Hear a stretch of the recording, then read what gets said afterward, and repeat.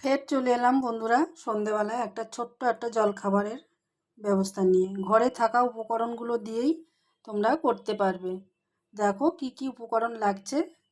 পেঁয়াজ কুচি, tomato sauce, তোমরা টমেটো কুচিও দিতে পারো, আমার টমেটোটা নেই বলে আমি টমেটো সস নিয়ে নিয়েছি। ধনে পাতা, একটা ডিম, একটু আদা কুচি, লঙ্কা কুচি।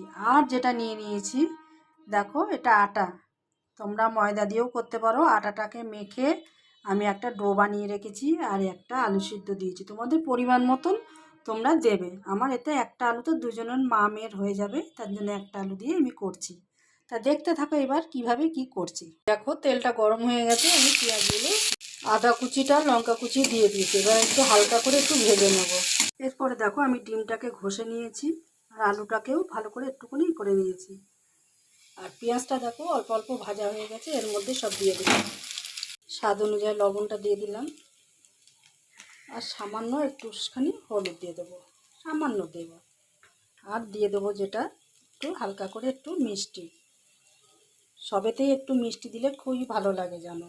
এরপরে দেখো আমি একটা পাতা কাজু কিশমিশের পাতা নিয়ে নিয়েছি, সেটা একটু গুঁড়ো করে নিয়েছি, এটা এর মধ্যে দিয়ে দিলাম।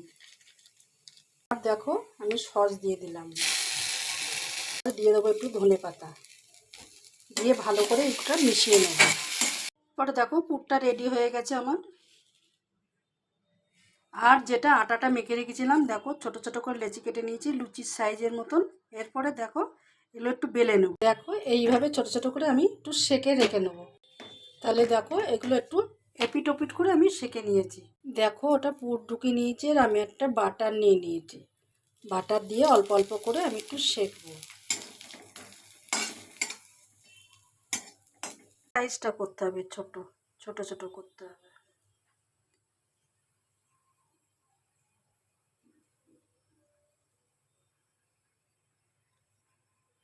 তাহলে বন্ধুরা দেখো আমার ছোটোখাটো জলখাবার রেডি। তা তোমাদের কেমন লাগলো কমেন্ট করবে, শেয়ার করবে, আর পেজটাকে ফলো করে দিও। আর ইউটিউব থেকে দেখলে সাবস্ক্রাইব করে দিও। দেখো কেমন হয়েছে। আর একটা কথা বন্ধুরা, তোমরা আমি যেরকম রুটিটা সেঁকে নিয়েছি ওটা সেঁকার কোনো দরকার নেই, কাঁচা অবস্থায় তোমরা পুরটাকে ভেতরে ঢুকিয়ে তোমরা সেঁকবে।